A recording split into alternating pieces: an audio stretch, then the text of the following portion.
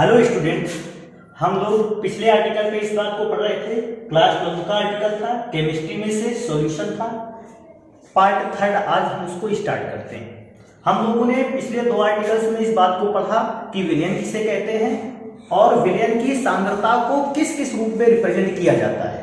तो विलयन की सांद्रताओं का अध्ययन करते समय हमने कुछ प्रकार की सांद्रताओं को तो पढ़ लिया था, लेकिन अभी भी कुछ प्रकार की सांद्रताएं शेष रह जाती हैं जिन्हें पढ़ना अभी बाकी है। तो हम शेष बची हुई सांद्रताओं को पढ़ना स्टार्ट करते हैं। तो अब हम जिन सांद्रताओं को पढ़ेंगे उन सांद्रताओं में से पहली सांद्रता का नाम है पार्ट पर मिलियन सांद्रता। सांद्रता का नाम है पार्ट पर मिलियन सांद्रता।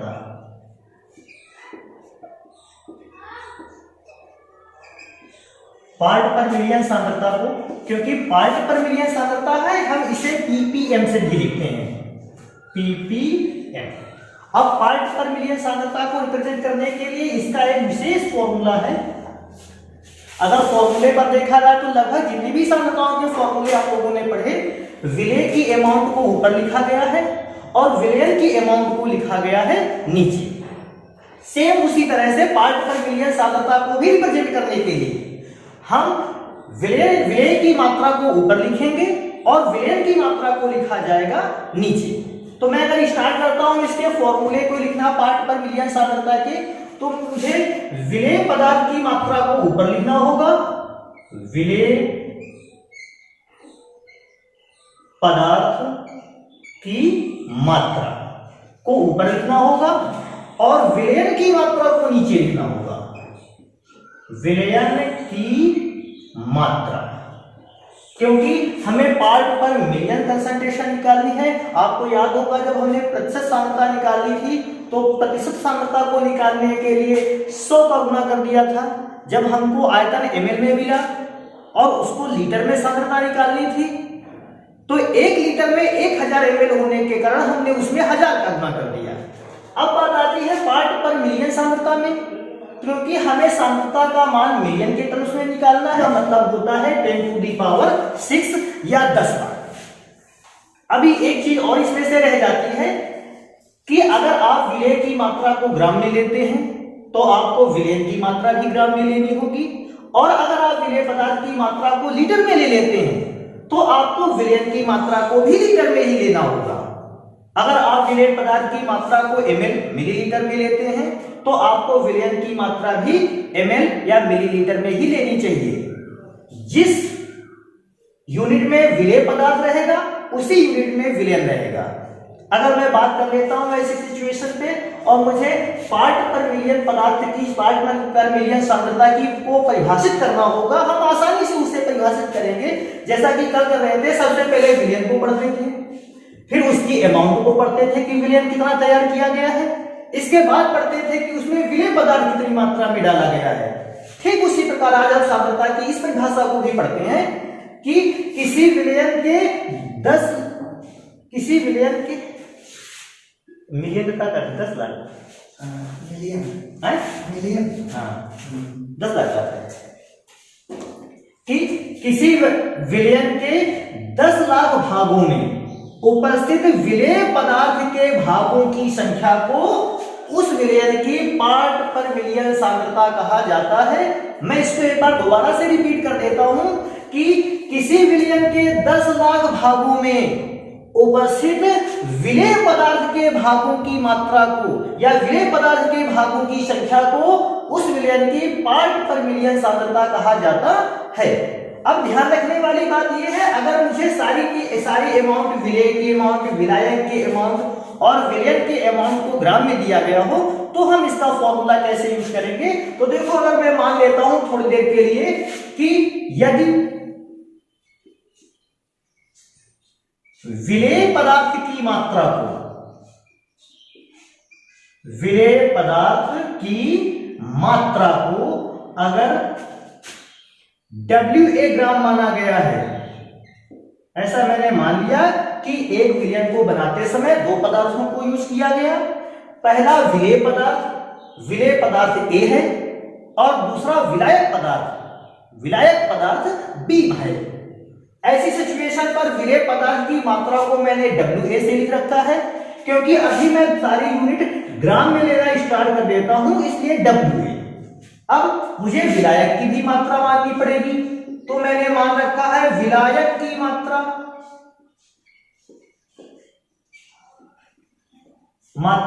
और क्योंकि विलायक पदार्थ को अगर मैं B मान लूं तो विलायक पदार्थ की मात्रा को WB से लिखा जाएगा, जो कि ग्राम में होगी। अब अगर इस सिचुएशन पे मुझे विलयन की टोटल अमाउंट को निकालना हो तो मैं विलयन की टोटल अमाउंट निकाल लूंगा, विलयन की कुल मात्रा, विलयन की कुल मात्रा। तो विलयन की कुल मात्रा हो जाएगी विलेय की मात्रा प्लस विलायक की मात्रा, क्योंकि आपने पढ़ा भी था कि विलयन तभी बनकर तैयार होता है जब आप दो पदार्थों को मिला देते हो, विलेय को भी मिला देते हो। तो मैं विलेय पदार्थ की मात्रा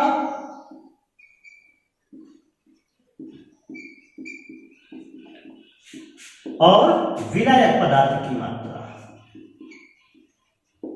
विलायक पदार्थ की मात्रा।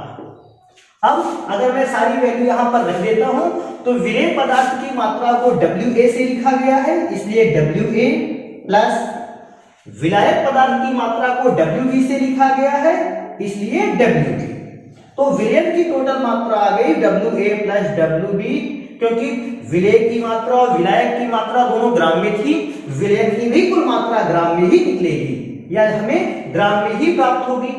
अगर मैं ppm सांद्रता के फॉर्मूले को सिंबल के रेट में लिखना चाहूं, प्रतीकों के रूप में लिखना चाहूं, तो ppm कंसंट्रेशन को ऐसे लिखा जा सकता है, ppm concentration is equal to विलेय की मात्रा को लिखा गया है WA से, देन WA ऊपर और नीचे लिखा गया है विलयन की मात्रा, क्योंकि विलयन में उपस्थित विलेय की मात्रा WA है, विलायक की मात्रा WB है, अतः विलयन की कुल मात्रा आएगी WA plus WB, then WA plus WB।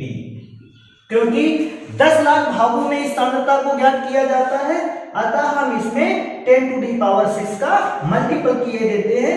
ऐसी सिचुएशन पर हमें एक फार्मूला मिल जाता है जो कि सिंपल्स के रेट पर लिखा गया है ppm कंसंट्रेशन का। ध्यान रखने वाली बात यह है कि हर समय हमें विलेय पदार्थ की मात्रा और विलायक पदार्थ की मात्रा ग्राम में ही नहीं दी होगी, कभी कभी किलोग्राम में भी दे सकता है। तो WA पदार्थ की किलोग्राम में मात्रा हो जाएगी और WB विलायक पदार्थ की किलोग्राम में मात्रा हो जाएगी। ऐसा भी संभव है कि विलयन में पदार्थों की मात्राओं को आयतन में दे, ml में दे देता है, जैसे लीटर में दे देता है, तो परेशान होने की कोई आवश्यकता नहीं है। ऐसी सिचुएशन पर हम सांद्रता के फॉर्मूले को जो आयतन के पदों में बनेगा उसे इस साइड पर लिख के देखते हैं। हम विलेय पदार्थ की मात्रा ग्राम में दी थी तो WA से मान लिया था। अब इस बार अगर विलेय पदार्थ की मात्रा का आयतन देता है, लीटर में देता है, ml में देता है, तो हम उसको VA मान लेंगे। तो ऐसी सिचुएशन पर अगर हमें पार्ट पर मिलियन सांद्रता को निकालते समय पदार्थों की मात्राएं ग्राम में न देकर लीटर में या ml में देता है, तो फिर हमें सूत्र को बनाने के लिए W या पदार्थ की ग्राम में मात्रा न लेकर पदार्थ के आयतनों को लेना पड़ेगा, जिसमें विलेय पदार्थ की मात्रा भी आयतन के रूप में होगी और विलायक की मात्रा भी आयतन के रूप में होगी। तो मैं आयतन के लिए एक फॉर्मूला क्रिएट किए देता हूं कि जैसे मैंने मान रखा था विलेय पदार्थ की ग्राम में मात्रा WA है, मैं ठीक उसी प्रकार विलेय पदार्थ की मात्रा आयतन में VA मानता हूं। जैसे यदि विलेय पदार्थ की मात्रा को अगर मैं VA मान लेता हूं, ऐसा मान लेता हूं कि विलेय पदार्थ की मात्रा VA लीटर है और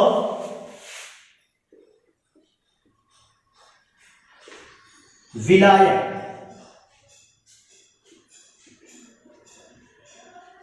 पदार्थ की मात्रा VB है, क्योंकि अगर विलेय पदार्थ का नाम A है तो उसका आयतन VA से लिखा जाएगा अगर विलायक पदार्थ बी है तो उसके आयतन को वीबी से लिखा जाएगा।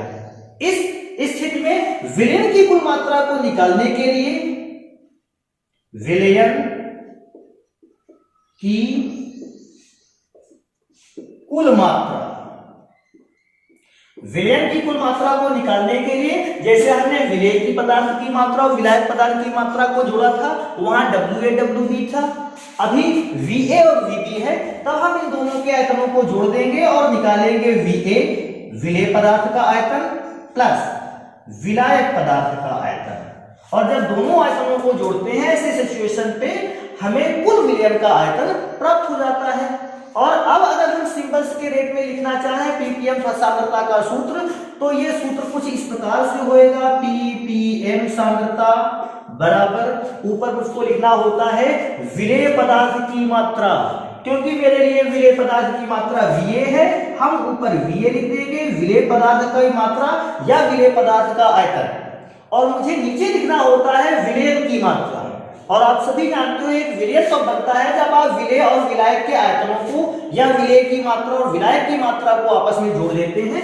तो मैंने विलयन की कुल मात्रा निकालने के लिए दोनों के आयतनों को जोड़ रखा था, मैं इसको नीचे लिख देता हूं VA प्लस V, क्योंकि पार्ट पर मिलियन सांद्रता को निकालना चाहते हैं, हम इसमें गुणा कर देंगे 10⁶ का, और ये हमारे लिए पार्ट पर मिलियन सांद्रता का फॉर्मूला बन गया आयतन के पदों में। हालांकि एक चीज और है कि पार्ट पर मिलियन के सूत्र का कोई भी मात्रक नहीं होता है। आप क्यों मात्रक नहीं होता? क्योंकि ये भी आयतन की यूनिट है, लीटर में होगी या एमएल में होगी, नीचे भी आयतन दिया है लीटर या एमएल में होगा, और दोनों यूनिट सेम होने की वजह से कोई भी इसका मात्रक आने वाला नहीं है। हाँ, एक और चीज कि पार्ट पर मिलियन सांद्रता का यूज कहां किया जाता है। आखिर इतनी सांद्रता हम लोग लगातार पढ़ते चले जा रहे हैं, इनमें से हर एक सांद्रता का अपना अलग जगह यूज है। पार्ट पर मिलियन सांद्रता का यूज किया जाता है बहुत ही तनु विलयनों की सांद्रता ज्ञात करने के लिए।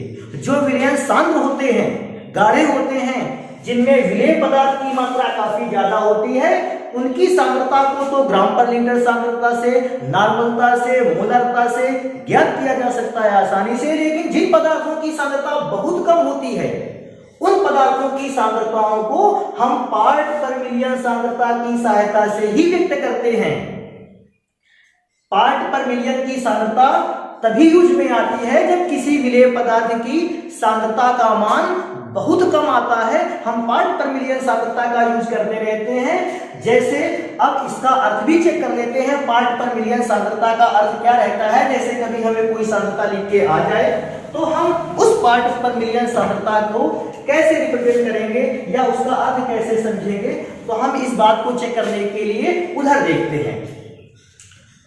अगर मुझे दे देता है कि किसी केमिकल की या किसी कंपाउंड की पार्ट पर मिलियन सांद्रता है 10 ppm, पार्ट पर मिलियन की सांद्रता है 10 ppm, तो इस 10 ppm का अर्थ है जब मेरे पास 10 लाख लीटर विलयन बनकर तैयार हुआ होगा।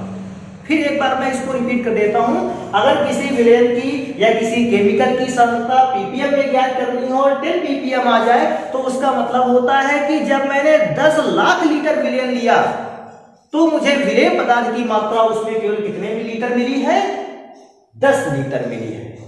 या मैंने जब 10 लाख ग्राम विलयन को ले लिया है तो उसमें विलेय पदार्थ की मात्रा केवल 10 ग्राम है। अगर मुझे ppm सांद्रता 5 ml दे देता है, अगर मुझे ppm सांद्रता 5 ppm ले देता है, तो इसका मतलब है जब हमने विलयन को 10 लाख भाग लिए हैं तब उसमें विलेय पदार्थ के केवल 5 भाग इस्तेमाल किए गए हैं।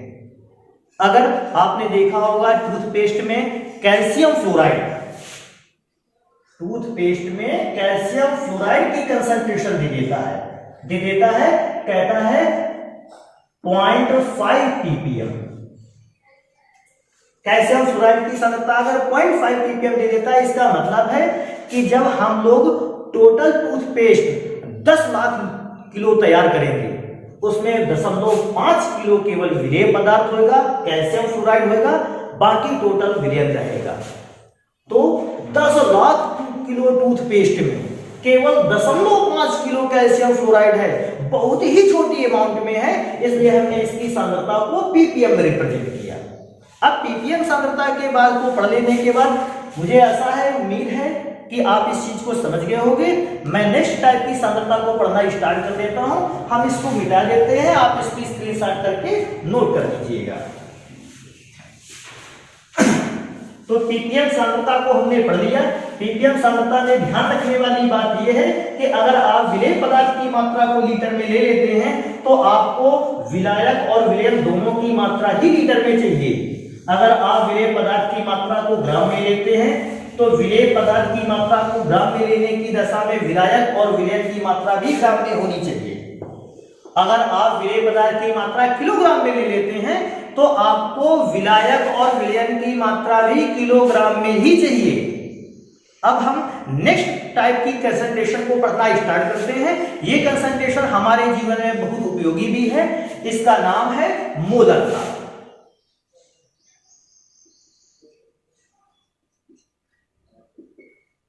रसायन विज्ञान में मोलरता, नॉर्मलता का बहुत महत्व है, जिसमें से मोलरता नाम की सांद्रता को पढ़ना स्टार्ट करते हैं। मोलरता सांद्रता को पढ़ने के लिए हमें सबसे इसके पहले फॉर्मूले को पता कर लेना चाहिए। फॉर्मूले को पता कर लेते हैं। जैसा आप सभी जानते हो, ज्यादातर सांद्रताओं में मैंने विलेय पदार्थ की मात्रा को ऊपर लिखा है और विलयन की मात्रा को नीचे लिखा है। तो अगर मैं मोलरता को स्टार्ट कर देता हूं तो बड़ा आसान सा इसका फॉर्मूला होता है। नीचे होता है विलयन का आयतन,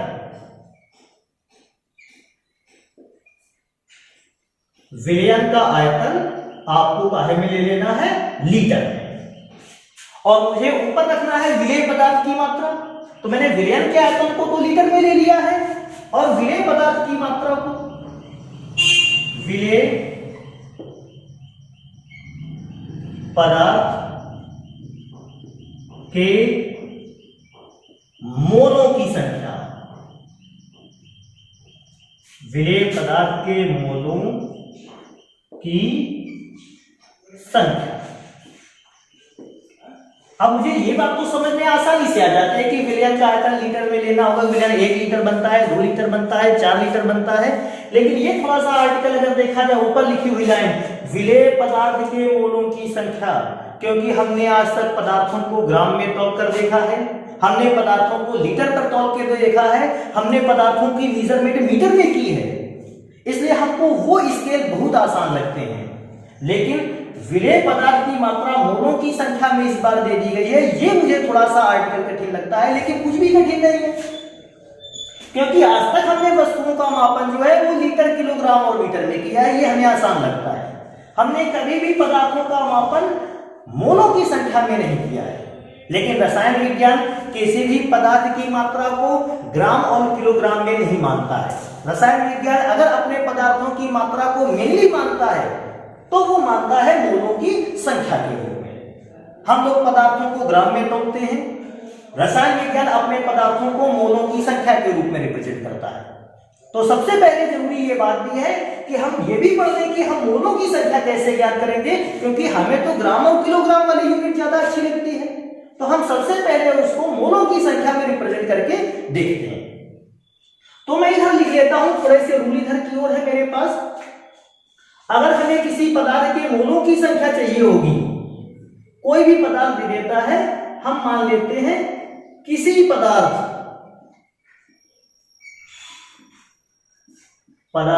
के मोलों की संख्या। तो बेटा किसी भी पदार्थ के मोलों की संख्या को ज्ञात करने के लिए सबसे पहले जरूरी है कि उस पदार्थ का द्रव्यमान ज्ञात होना चाहिए। तो मैं लिख देता हूं पदार्थ की ग्राम में मात्रा। तो विकसित पदार्थ के मोलों की संख्या को ज्ञात करने के लिए हमें उस पदार्थ की मात्रा ग्राम में पता होनी चाहिए, और साथ में हमें पता होना चाहिए पदार्थ का अणुभार,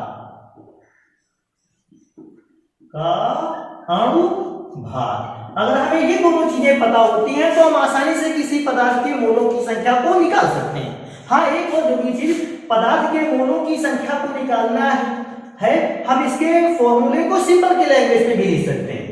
किसी पदार्थ के मोलों की संख्या को n से लिखते हैं। हाँ, ये ऐसा भी कर सकते हैं कि रसायन विज्ञान में अगर विलेय पदार्थ के मोलों की संख्या है स्मॉल n से, विलायक पदार्थ के मोलों की संख्या है या विलयन के मोलों की संख्या है तो उसे कैपिटल N से लिख लेते हैं। लेकिन फिलहाल अभी मुझे केवल विलेय पदार्थ से मतलब है, क्योंकि हमारे फॉर्मूले पर विलेय पदार्थ के मोलों की संख्या को ही निकालना है।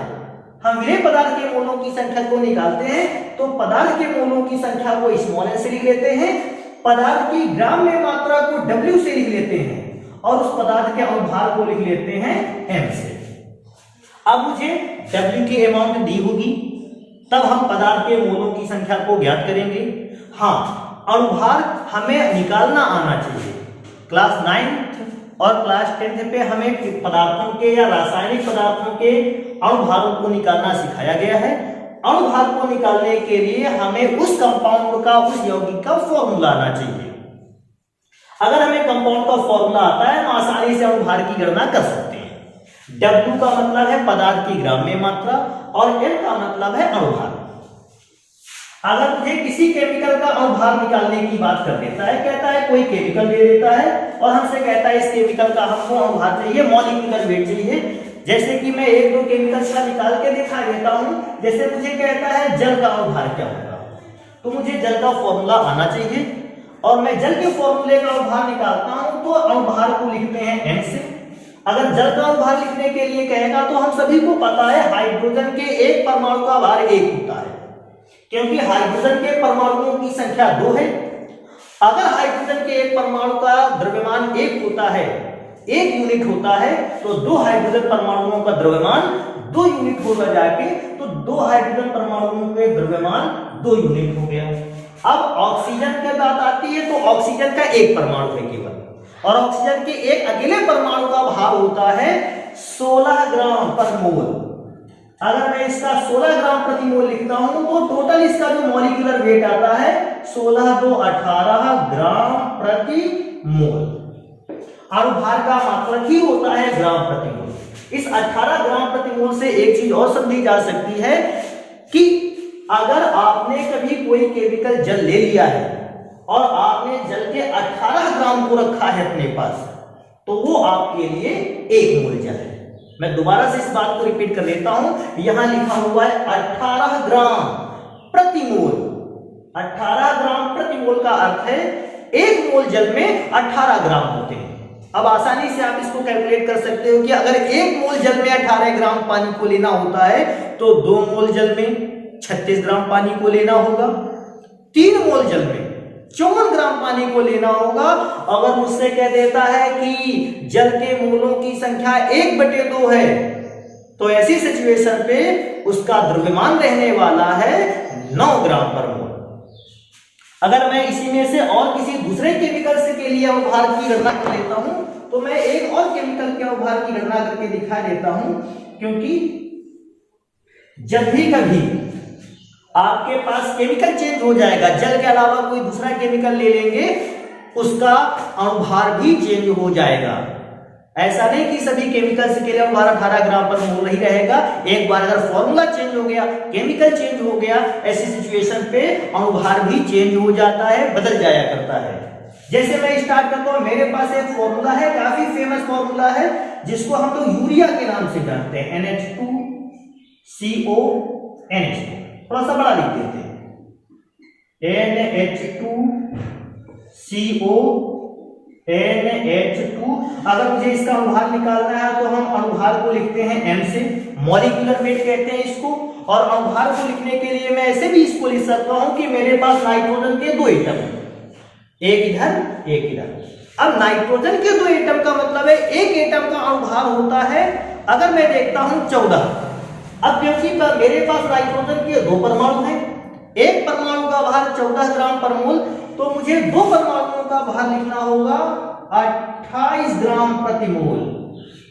आगे चलते हैं, अब हाइड्रोजन को चेक कर लेते हैं। हाइड्रोजन 2 और 2 4। एक हाइड्रोजन का परमाणु का द्रव्यमान 1 ग्राम प्रति मोल, तो 4 हाइड्रोजन परमाणुओं का द्रव्यमान 4 ग्राम प्रति मोल। अभी आगे और चलते हैं। अभी मेरे पास बचता है कार्बन और ऑक्सीजन।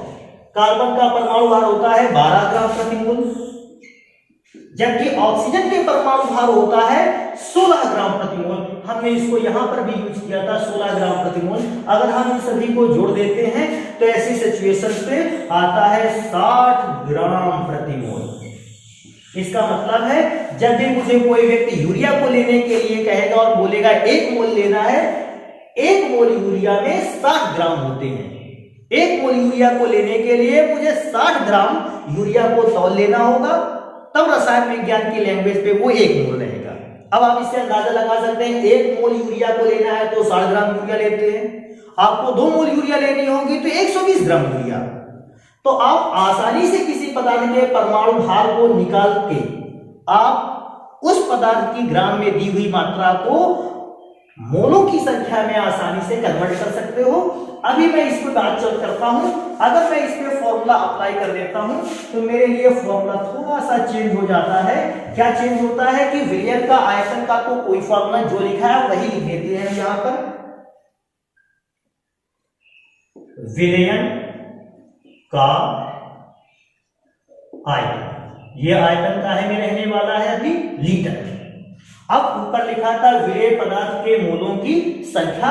तो आपने पढ़ा है किसी भी पदार्थ के मोलों की संख्या को अगर निकालना हो तो पदार्थ की ग्राम में मात्रा हमें लिखनी होती है ऊपर और पदार्थ का अनुभार लिखना होता है नीचे, क्योंकि वो किसी भी पदार्थ के मोलों की संख्या को निकालने का फॉर्मूला था। अब मुझे यहाँ विलेय पदार्थ के मोलों की संख्या लिखना है, तो विलेय पदार्थ के मोलों की संख्या को लिखने के लिए विलेय पदार्थ की ग्राम में मात्रा ऊपर और विलेय पदार्थ का अनुभार नीचे। तो मैं लिखना स्टार्ट कर देता हूं कि विलेय पदार्थ की ग्राम में मात्रा ऊपर, विलेय पदार्थ की ग्राम में मात्रा को ऊपर लिखते हैं और हम नीचे लिखते हैं उस विलेय पदार्थ का अनुभार। तो मैं नीचे यहां लिख के देता हूं विलेय पदार्थ का अनुभार। अब इस फॉर्मूले को अगर सिंबल की लैंग्वेज पे लिखना चाहें, क्योंकि इतना बड़ा फॉर्मूला है, अगर हम इसको सिंबल के रेट्स में लिखना चाहें तो मैं एक बार लिख देता हूं। सबसे पहले मोलरता, मोलरता को रिप्रेजेंट किया जाता है कैपिटल एम से। आगे आता है विलेय पदार्थ के मोलों की संख्या। आप सभी ने देखा कि किसी भी पदार्थ के मोलों की संख्या हो हम उसको कहां से लिखते हैं, स्मॉल एन से। इसलिए मैं विलेय पदार्थ के मोलों की संख्या को स्मॉल एन से लिख लेता हूं, इसको यहीं आगे लिख लेते हैं। मोलरता को कैपिटल एम, विलेय पदार्थ के मोलों की संख्या को स्मॉल एम और विलयन के आयतन को रिप्रेजेंट किया जाता है वी से। तो एक फॉर्मूला बन जाता है सिंबल पर m = n/v, जहां m विलयन की मोलरता है, n विलेय पदार्थ के मोलों की संख्या है और जबकि v उस विलयन का आयतन है जिस विलयन के लिए हमें सांद्रता या मोलरता ज्ञात करनी है। अगर मैं इसी फॉर्मूले पर, इस फॉर्मूले को तो सिंबल के फॉर्म में लिख लिया, अगर मैं नीचे वाले फॉर्मूले को सिंबल के फॉर्म में लिखना चाहूं तो नीचे वाले फॉर्मूले को भी सिंबल के फॉर्म में आसानी से रिप्रेजेंट किया जा सकता है, उसको मैं यहां रिप्रेजेंट कर देता हूं।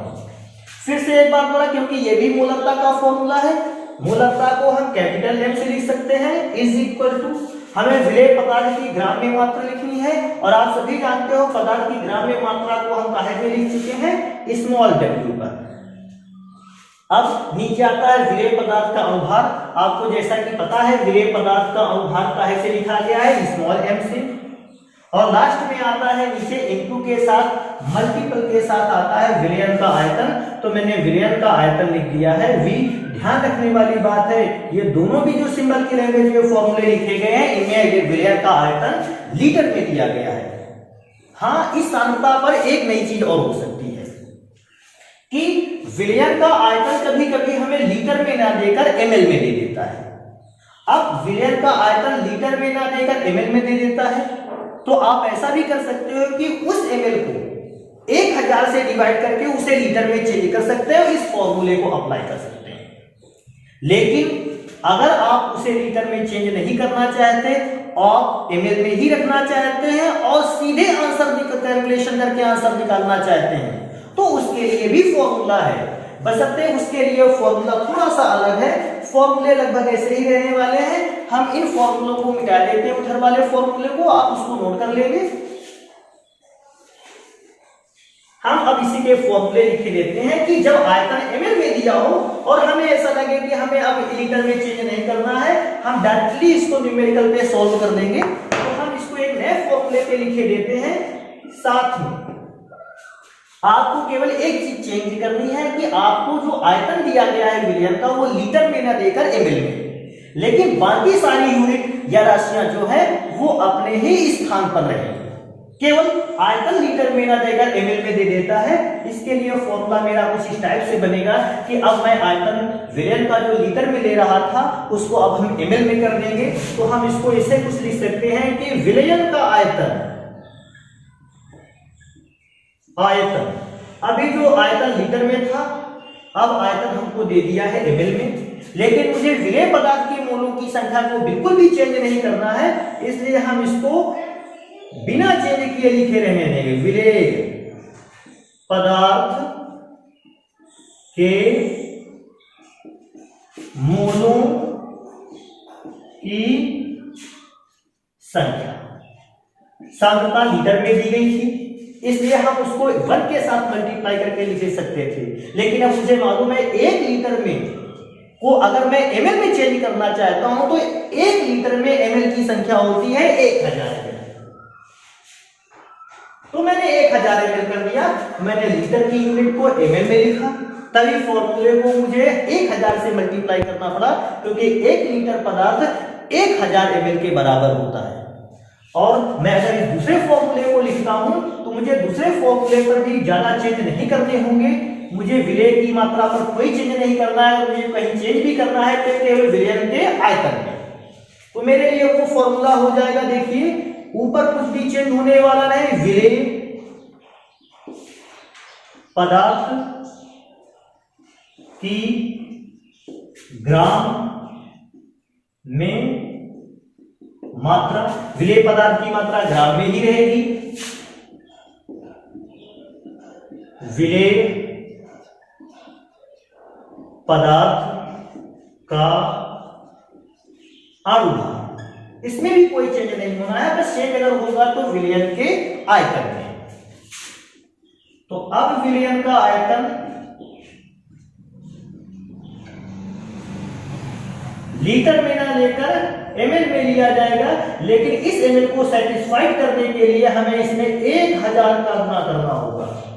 अब हम इस चीज को अगर परिभाषा के रूप में रिप्रेजेंट करने की कोशिश करें कि मूलरता की परिभाषा क्या होती है, तो मुझे दोनों फॉर्मूलों से मूलरता की परिभाषा आसानी से निकालनी आती है। इसको चेक करते हैं कि परिभाषा कैसे दी जाएगी। मैं स्टार्ट कर देता हूं यहां से, देखो कैसे पढ़ना है। सबसे पहले विलयन की अमाउंट को, फिर विलयन कितने अमाउंट में लिया गया है, फिर आपको विलेय पदार्थ की अमाउंट को, ऐसे आपको सांद्रता में लेना है। तो मैं पढ़ता हूं, किसी विलयन के 1 लीटर में, किसी विलयन के 1 लीटर में उपस्थित विलेय पदार्थ के मोलों की संख्या को उस विलयन की मोलरता कहा जाता है। एक बार मैं दोबारा से रिप्रेजेंट कर देता हूं। कहता है किसी विलयन के 1 लीटर में उपस्थित विलेय पदार्थ के मोलों की संख्या को उस विलयन की मोलरता कहा जाता है। क्योंकि आयतन लीटर में दिया था, अगर आयतन एमएल में दिया होता, मिलीलीटर में देता, तो उसको दूसरे प्रकार से नहीं पढ़ सकते थे। मैं इसको भी परिचय दिखा देता हूं। यहाँ 1 लीटर कहा था और यहाँ पर देखो कैसे पढ़ना है। कहता है किसी विलयन के 1000 एमएल में, किसी विलयन के 1000 एमएल में उपस्थित विलेय पदार्थ के मोलों की संख्या को उस विलयन की मोलरता कहा जाता है। तो पहली परिभाषा जो मैंने बताई वो लीटर आयतन पर बेस्ड थी, और जबकि एमएल के आयतन पर बेस्ड आती है दूसरी परिभाषा। लेकिन अगर मैं इन्हीं दो परिभाषाओं को आपस में मर्ज कर देता हूं, मिला देता हूं, तो एक साथ दोनों परिभाषाओं को देखो कैसे पढ़ सकते हैं। लीटर वाला आयतन भी लिया जाएगा, एमएल वाला आयतन भी लिया जाएगा। तो कैसे लिखेंगे उसको, क्या कहेंगे, किसी विलयन के 1 लीटर में या फिर 1000 एमएल में। क्योंकि 1 लीटर 1000 ml के बराबर होता है। अतः ऐसे कर सकते हैं कि किसी विलयन के 1 लीटर में या 1000 ml में उपस्थित विलेय पदार्थों के मोलों की संख्या को उस विलयन की मोलरता कहा जाता है। तो ये हमारे लिए मोलरता की परिभाषा हो गई, मोलरता के फॉर्मूले हो गए, सिंबल के रेट पे भी हो गए फॉर्मूले। अगर मैं ml वाले फॉर्मूले को सिंबल के रेट पे लिखना चाहूं तो ml वाले फॉर्मूले को सिंबल के रेट में लिखना बड़ा आसान है। हम इसको ऐसे भी लिख सकते हैं, इसको मिटा देते हैं थोड़ा सा। इसको सिंबल के रेट में लिखा है, मोलों की संख्या को n से लिखेगा, आयतन को v से लिखेगा, बशर्ते ये आयतन ml में होना चाहिए और मल्टीप्लाई रहेगा 1000 से, क्योंकि मोलरता को कैपिटल M से लिखते हैं, यहां हम लिखते हैं। अगर मैं नीचे वाले को इसको मिटा के इस ml आयतन वाली सांद्रता को सिंबल के रेट में लिखता हूं तो m इज इक्वल टू ऊपर आता है विलेय पदार्थ की ग्राम में मात्रा। आप सभी जानते हैं विलेय पदार्थ की ग्राम में मात्रा को W से लिखा जाता है। विलेय पदार्थ का अणुभार को नीचे लिखना है, विलेय पदार्थ के अणुभार को लिखते हैं m से, और साथ में लिखा है विलयन का आयतन। तो लेकिन इस बार विलयन का आयतन ml में है, क्योंकि विलयन का आयतन ml में है हमें 1000 का गुणा इसके साथ रखना होगा। मुझे ml आयतन पर भी, मुझे लीटर आयतन पर भी दोनों प्रकार के फॉर्मूले मोलरता के ज्ञात हैं। इस प्रकार से मोलरता सांद्रता को रिप्रेजेंट किया जाता है। लेकिन मोलरता के आर्टिकल में एक और चीज काफी इंपॉर्टेंट है, उस इंपॉर्टेंट चीज को भी हम लोग पढ़ने की कोशिश करते हैं।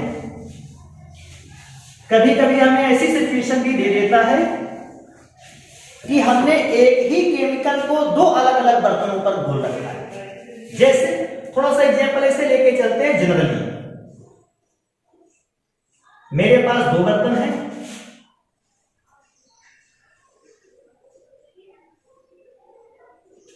अब मेरे पास एक केमिकल है जिसका नाम है A। मैंने क्या किया, मैंने दोनों बर्तनों पे जल की अलग अलग मात्रा को ले रखा है। जल की जगह पर आप विलायक का भी प्रयोग कर सकते हैं शब्द का, आप जल ना कहना चाहें विलायक कहें, क्योंकि ज्यादातर पदार्थ जल में घुलकर विलयन बनाते हैं, इसलिए मैंने जल इसको कह दिया है। बाकी कब जरूरी नहीं होता है कि आप विलयन को बनाने के लिए केवल जल का इस्तेमाल करें, अल्कोहल का भी इस्तेमाल कर सकते हैं, क्लोरोफॉर्म का भी इस्तेमाल कर सकते हैं। तो मैंने माना कि मैंने ए पदार्थ का विलयन बनाने के लिए 2 अलग अलग बर्तनों पे विलायक लिए। मैंने जब 2 अलग अलग पदार्थों में विलायक लिए हैं और मैं ऐसा सिचुएशन मानता हूं कि मैंने पदार्थ ए की मात्रा को इसमें घोला, क्योंकि पदार्थ ए इस विलायक में घुल रहा है, अतः पदार्थ ए होएगा विलेय। और मैंने पदार्थ ए की कुछ अलग मात्रा को दूसरे कंपोनेंट पे भी घोल दिया, दूसरे बर्तन में भरे विलायक पर भी घोल दिया। लेकिन मुझे नहीं मालूम कि मैंने पहले पर कितना घोला है, मैंने विलेय पदार्थ ए को दूसरे बर्तन पर कितना घोला है। तो ऐसी सिचुएशन पे जब दोनों घुल गए, मैंने देखा क्या, मैंने चेक किया कि पहले वाले विलयन का आयतन कितना है।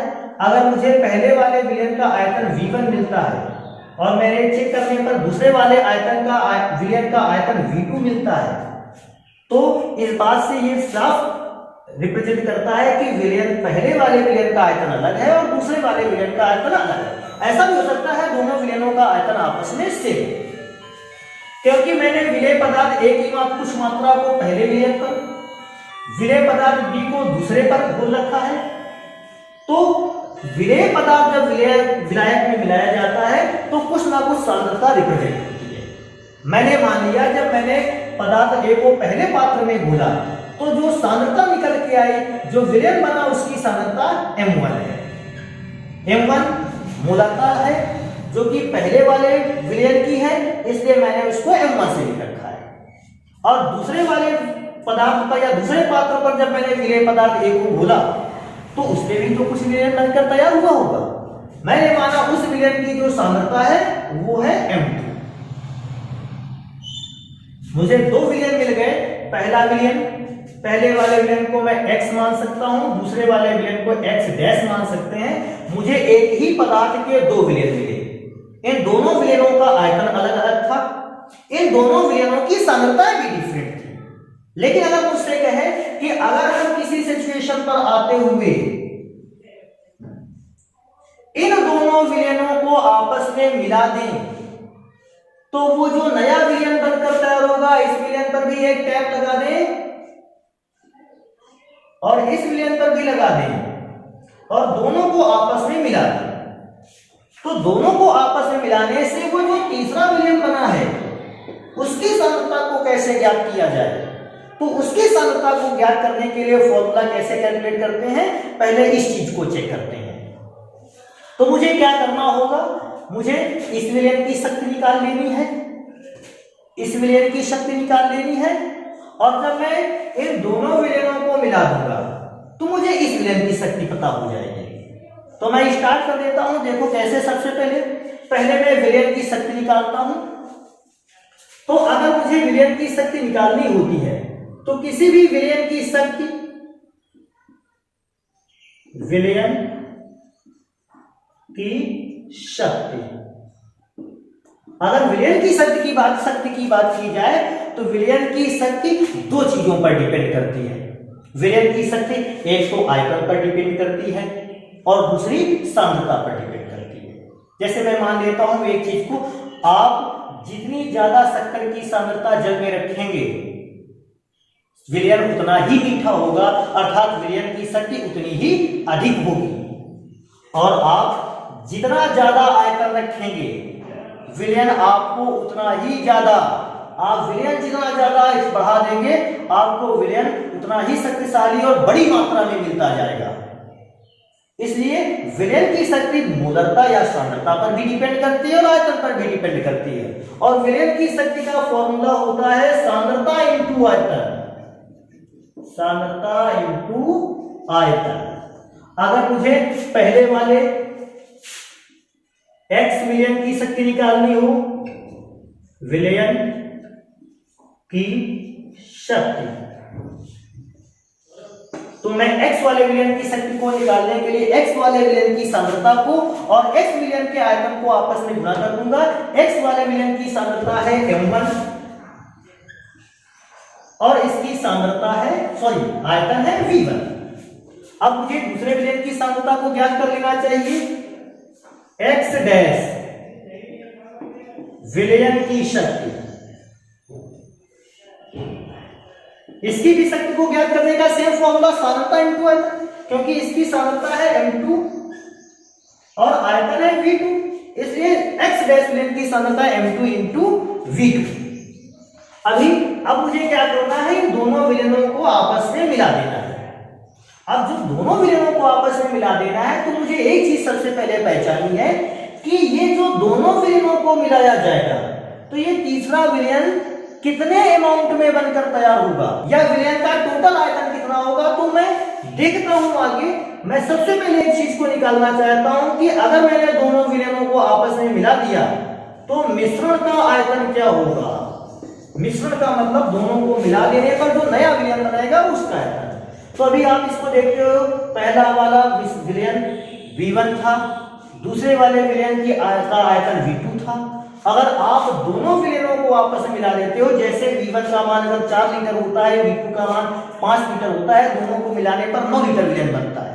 ठीक उसी प्रकार v1 और v2 को आपस में मिला देने पर जो टोटल आयतन बनकर तैयार होगा वो आयतन बनकर तैयार होगा v1 plus v2।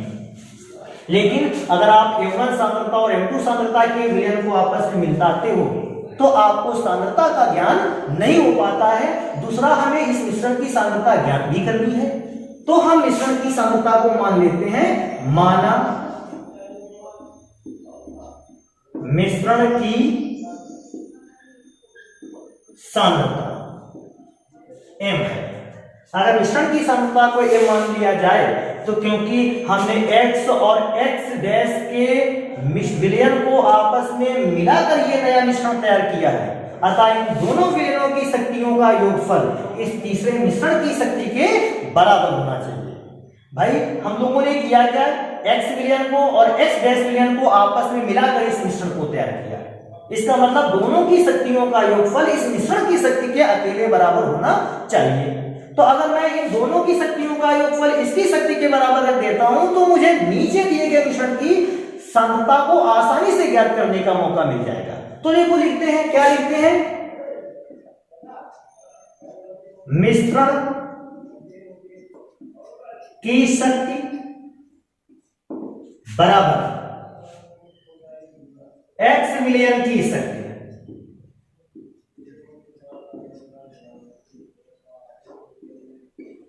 Plus x dash विलयन की शक्ति, क्योंकि मिश्रण की शक्ति लिखनी है इसलिए मिश्रण का आयतन मिश्रण की सांद्रता, क्योंकि शक्ति का फॉर्मूला सांद्रता इनटू आयतन था। आज मिश्रण की शक्ति लिखनी है तो मिश्रण की ही सांद्रता m और मिश्रण का ही आयतन V1 प्लस V2 बराबर आगे आता है x विलयन की शक्ति। आपने x विलयन की शक्ति को निकाल रखा था m1 V1 और आगे x डैश विलयन की शक्ति, तो x डैश विलयन की शक्ति को आपने निकाल रखा था m2 V2। अगर मुझे मिश्रण की सांद्रता ज्ञात करनी होगी तो m dash m is equal to m1 V1 m2 V2, ये नीचे जाएगा अपॉन V1 प्लस V2। ये वो सांद्रता है m इज इक्वल टू जो दोनों को मिलाने से मिश्रण की सांद्रता बन के तैयार हुई है। तो दो विलयनों को आपस में मिला देने पर बने मिश्रण की सांद्रता को ज्ञात करने का फॉर्मूला होता है m is equal to m1 V1 plus m2 V2 upon V1 plus V2। अब इसी फॉर्मूले को देखकर आपको तीन विलयनों को मिलाने का भी सूत्र समझ लेना चाहिए। अगर तीन विलयन आपस में मिलाए जाते हैं तो m बराबर फॉर्मूला होता है m1 V1, दूसरे की सांद्रता m2 आयतन V2, तीसरे की सांद्रता m3 आयतन V3 upon V1 plus V2 plus V3। चार फॉर्मूले होते या चार सॉल्यूशन होते, विलयन होते, उनके मिश्रण का फॉर्मूला क्या था m1 m2 m1 V1 m2 V2 m3 V3 m4 V4 upon V1 plus V2 plus V3 plus V4। इस प्रकार से हम लोगों ने किन्हीं दो विलयनों की सांद्रताओं को ज्ञात होने के बाद उन दोनों से बने मिश्रण की सांद्रता को ज्ञात करने का भी फॉर्मूला पढ़ लिया है।